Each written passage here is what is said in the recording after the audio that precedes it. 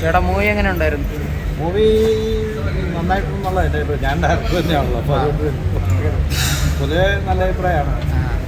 ഈ സിനിമയുടെ ഡയറക്ടറാണ് പ്രിയപ്പെട്ട. നമ്മൾ കാസർഗോട്ടുകാരാണ്. ഞങ്ങൾ ഈ സിനിമയിൽ ചെറിയൊരു കാസർഗോഡ് ശൈലിയിൽ ഒരു അനൗൺസ്മെൻറ്റിൽ ചെയ്തിട്ടുണ്ട്. അവിടെ തന്നെ നമ്മുടെ പ്രിയപ്പെട്ട അജ്മൽ ഒരു ക്യാരക്ടർ ചെയ്തിട്ടുണ്ട് ഈ സിനിമയിൽ. ഞങ്ങളെ ഒരു 5ഓളം വരുന്ന ചെറുപ്പക്കാരുടെ ഒരു കഥയുണ്ട് ഈ സിനിമയിൽ. എല്ലാവരും തീർച്ചയായിട്ടും ഈ സിനിമ കാണാൻ. സിനിമക്ക് വേറെ പ്രത്യേകത കൂടിയുണ്ട്. ഇമ്പോർട്ടൻ്റ് ആണ്. ഹൊറർ ക്രൈം ത്രില്ലർ എല്ലാവർക്കും ഇഷ്ടപ്പെടുന്ന ഒരു സിനിമ. ഇതിൽ പ്രത്യേകത എന്ന് പറഞ്ഞാൽ സപ്തഭാഷ സംഗമഭൂമിയായ കാസർഗോഡ് മുതൽ പിന്നെ തലസ്ഥാന നഗരിയിൽ തിരുവനന്തപുരം വരെയുള്ള ആളുകൾ ഇതിൽ അഭിനയിച്ചിട്ടുണ്ടെന്നുള്ളതാണ്. ഒരുപാട് ആളുകൾക്ക്, പുതുമുഖങ്ങൾക്ക് ഒരുപാട് ആളുകൾക്ക് ഇതിൽ അവസരം കൊടുത്തിട്ടുണ്ട്. എല്ലാ ആൾക്കാരും തീർച്ചയായിട്ടും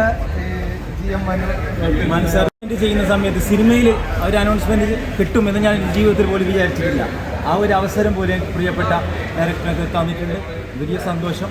എന്തായാലും നിങ്ങളൊക്കെ ഈ സിനിമ കണ്ട് വിജയിപ്പിക്കണം എന്നാണ് ഞങ്ങളുടെ അഭിപ്രായം.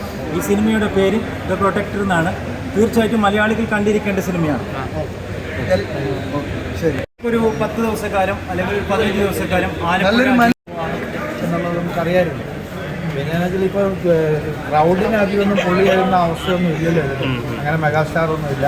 അപ്പോൾ എല്ലാവരും കണ്ട് പറഞ്ഞ് കേട്ട് അത് മുന്നോട്ട് പോകേണ്ട ഒരു അവസ്ഥയുണ്ട്. ഒരു സെക്കൻഡ് പാർട്ടിന്റെ ഒരു സംഭവം വെച്ചിട്ടാണല്ലോ തീർന്നത്. അതിൻ്റെ ഒരു സാധ്യത കാണുന്നുണ്ട്. ഫസ്റ്റ് പാർട്ടി വിജയിച്ചു കഴിഞ്ഞാൽ നമ്മൾ അതിലേക്ക് പോകും. പക്ഷെ അതിനിപ്പം വന്നേനെ നമ്മുടെ ഇവിടെ സഹകരിക്കാൻ വന്നാൽ ആക്സിഡൻറ്റ് പറ്റിയാൽ റെസ്റ്റിലാണ്. ട്രെയിൻ ത്രില്ലറാണല്ലേ പടം. അതിന് ഒരുപാട് ദുരൂഹതകൾ അടങ്ങിയിട്ടുണ്ട്. അപ്പോൾ നമ്മൾ ആ സിനിമ നോക്കുമ്പോഴൊക്കെ നമുക്ക് മനസ്സിലാവും. ആ സിനിമയുടെ അവസാന ഘട്ടത്തിൽ വീണ്ടും ആ ഒരു സിനിമ വീണ്ടും വരും അല്ലേ. 2ാം ഭാഗം തീർച്ചയായിട്ടും വരും എന്നാണ് ഞാൻ പ്രതീക്ഷിക്കുന്നത്. എന്തായാലും മലയാളികൾ കാണണം, ആ സിനിമ വിജയിപ്പിക്കണം. തീർച്ചയായിട്ടും ഒരുപാട് പുതുമുഖങ്ങൾക്ക് അവസരം നൽകിയിട്ടുണ്ട്. ഞങ്ങളൊക്കെ ശബ്ദഭാഷ സംഗമഭൂമിയായ കാസർഗോഡ് നിന്ന് വരുന്ന ആൾക്കാരാണ്. കാസർഗോഡ് ജില്ലയിൽ മാത്രം ഒതുങ്ങിപ്പോയ അനൗൺസ്മെൻറ്റ് മേഖലയെ സിനിമയിലേക്ക് കൊണ്ടുവരാൻ പ്രിയപ്പെട്ട സാറ് സഹായിച്ചിട്ടുണ്ടെന്നുള്ളത് വലിയ സന്തോഷമാണ്. അതുപോലെ കഴിവുള്ള ഒരുപാട് ആളുകൾ നമുക്ക് ചുറ്റുമുണ്ട്. അവരൊക്കെ ഇതിൽ കടന്നു വരട്ടെ. സിനിമ ഇതുപോലെ മലയാള സിനിമ വലിയ ഉയരങ്ങളിലെത്തട്ടെ എന്ന് നമ്മൾ പ്രാർത്ഥിക്കുകയാണ്. Okay, thank you. ചെറിയ കുട്ടികളുടെ പ്രായം, ചെറിയ പ്രായത്തിലും അത് വലുതായിട്ടുള്ള സമയത്ത് ഒരേ തരത്തിൽ തന്നെയായിരുന്നു. വളരെ ഗംഭീരമായിരുന്നു. എന്തുവരെ കണ്ടിരിക്കാൻ പറ്റിയത്.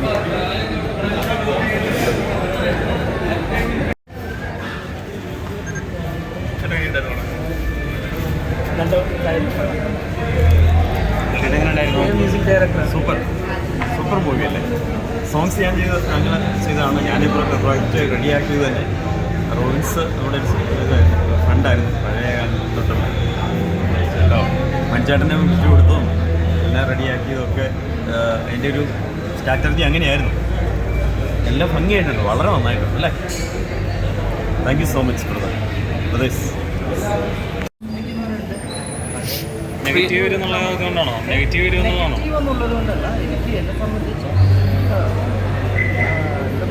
ഇതിന്റെ കുറെ കൂട്ടുകാർ പോയിട്ടുണ്ടല്ലേ? ഞാൻ ബിഗ് ബോസിലേക്ക് ട്രൈ ചെയ്യുന്നില്ല.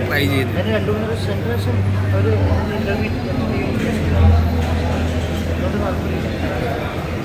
പക്ഷെ ആദ്യത്തെ നമ്മളെ ഫസ്റ്റ് ടൈമിൽ ബിഗ് ബോസ് ഇറങ്ങിയ സമയത്ത് വളരെ നല്ലൊരു പിന്നീട് അതൊരു വേറെ രീതിയിലേക്ക് അവിടെ ആ ഒരു രീതിക്ക് തന്നെ മാറി. വലിയ പുതിയ സിനിമ ഇറങ്ങാൻ പോകുന്നത് ഇന്ദ്രജിത്തിൻ്റെ പേര് വരുന്നത് കൂടൽ ഈ മാസം ലാസ്റ്റ് ഇറങ്ങുന്നു. ഇതൊക്കെ തന്നെയാണ് അതിൻ്റെ വിശേഷം. പിന്നെ അടുത്തൊരു ഫോറൻസ് ഓഫീസറായിട്ട് സിനിമ സ്റ്റാർട്ട് ചെയ്യുന്നത് ഇതൊക്കെ തന്നെയാണ്. ശരി.